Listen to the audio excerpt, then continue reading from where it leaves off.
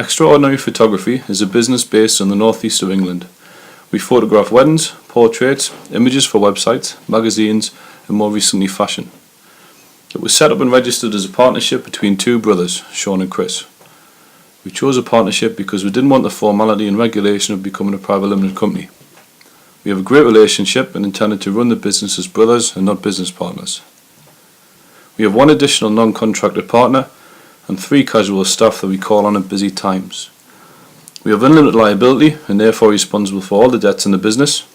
We are a small business that operates mainly on a regional scale, but of late have recently secured a small number of international bookings.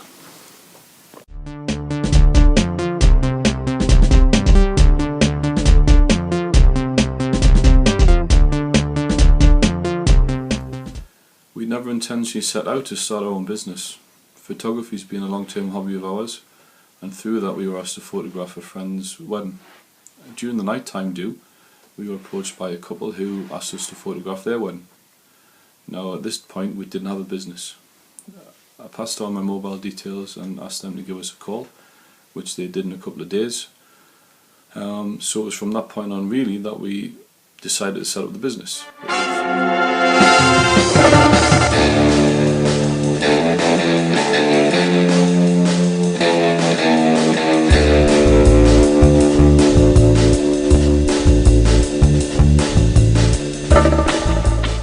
Due to the sudden start of the business, we had a lot to sort out before meeting with the couple. We had nothing in place, we didn't have a website, we didn't have email addresses, we didn't have any stationery. So within that couple of days we'd done a lot of research, registered a domain name, set up a website, email, printed stationery, got some uniform, looked into the legal side of things, bank accounts, insurances, and by the time we met with the couple, we were ready, thankfully.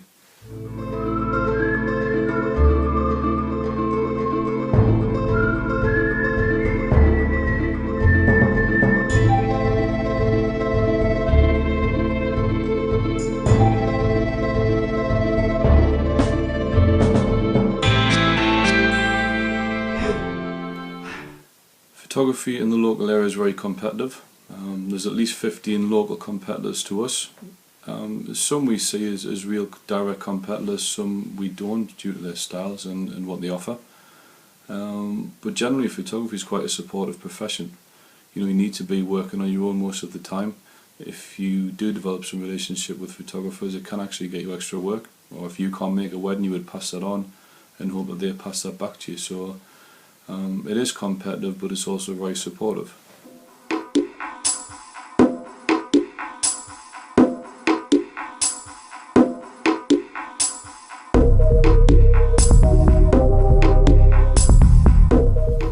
We like to keep in contact with customers as much as possible, professionally but also personally. We do remember little details like birthdays, wedding anniversaries, if we hear about a couple of ours being pregnant. But generally they get back in touch with us to have further photo shoots, and that speaks volumes for us because they're comfortable with the work they've done before, so that's how we retain our customers. Due to the nature of the business, we don't communicate daily with each customer. We may speak to them during the booking stage, but then there tends to be a period of time where there's very little contact between us. The methods that we do use are primarily face-to-face meetings when possible, then email, Facebook, Twitter and even text message. We tend to use the methods that the customers are more comfortable with.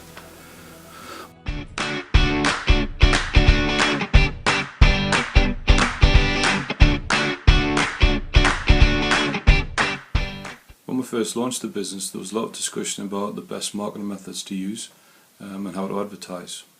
We went out and we got the normal stationery, business cards, letterheads, compliment slips. We also purchased some flyers and some pop-up stands. The cost of that was about £750. We also set up a Facebook page and a Twitter account.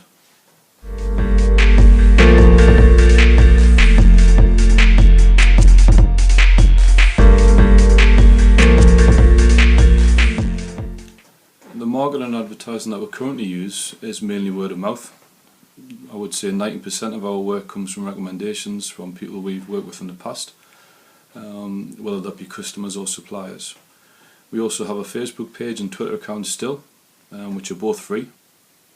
We attend up to 5 wedding fairs per year, which are around £250 each. And if we make one booking from each of those wedding fairs, then we've made more than our money back. So we see it as a worthwhile cost. Now, in terms of market research, we started off on the internet, as you'd expect, but then basically we're just a little bit bold. We went into photographers, we called them up on the phone, we emailed, we posed as potential customers. We really just did everything we could to try and find out prices, packages, quotes, what they offer and what we could go and offer.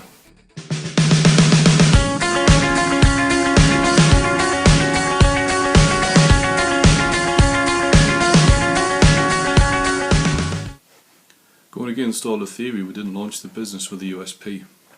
It came about more so when the business developed and through the comments from our customers. They suggested that our photography was personal, friendly and thorough. And I suppose the second thing was that on most shoots we had 3 photographers, so there was no opportunity for missed shots. A lot of customers like that. Because of the rather rushed start to the business, we had to go and find some money very quickly. It was quite a road getting to that, looking at the options, seeing what was available to us. Basically, with the first 6 months we agreed to use each other's savings, but this quickly ran out, and we were then using earnings from our full-time jobs, money on debit cards, credit cards, until eventually we were put in touch with an investor who, after much scrutiny of our finances, agreed to put up £5,000 to help us to fund the business, which secured our studio and give us a great cash injection.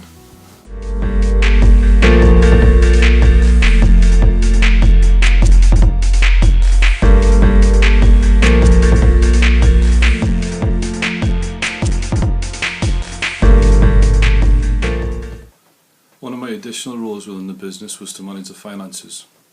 This was managing the bank account, payments, spending, invoices, cash flows, profit and loss, and the dreaded tax return. We do have an accountant, and he does help us at time to time during the year, but mainly towards the end when we need to submit our yearly figures.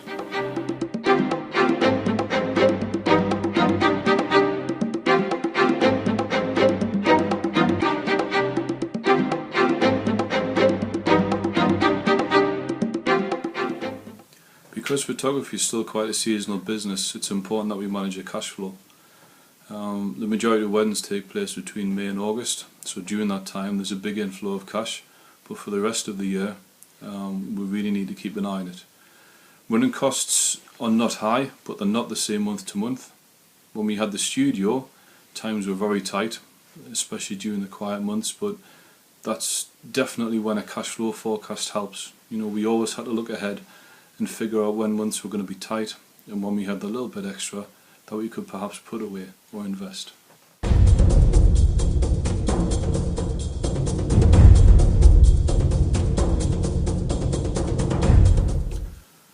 The main risk when starting the business is that we were entering a very competitive and saturated market. As I already mentioned, there's a lot of competitors locally and nationally. Financially, there was very little risk because the investment we had was small and we could pay that back if need be. There was no capital expenditure because all of the equipment was our own. Risks as the business moved forward was not keeping up with the ever-changing demand of the customers and the market.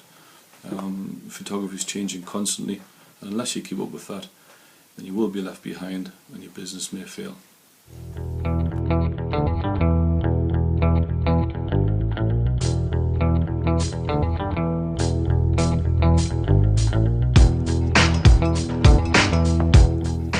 Due to the expenditure of the studio in the first year, we actually made a loss.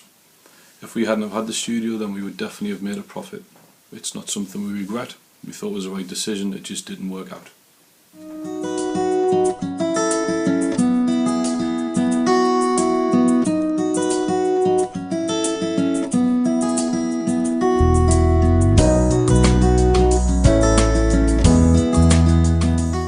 Based on our experience, I would suggest that if an opportunity presents itself, then you take it. Second thing, make sure you carry out a risk-reward assessment. It is worth taking a risk, but only if the reward's worthwhile. And the third thing would be market research your area, your competitors, and do it continuously. Always keep up to date with what the customers want and what changes are taking place in the market. So I hope that's been useful for you, and it helps you with your BTEC assignment. Good luck from XOP.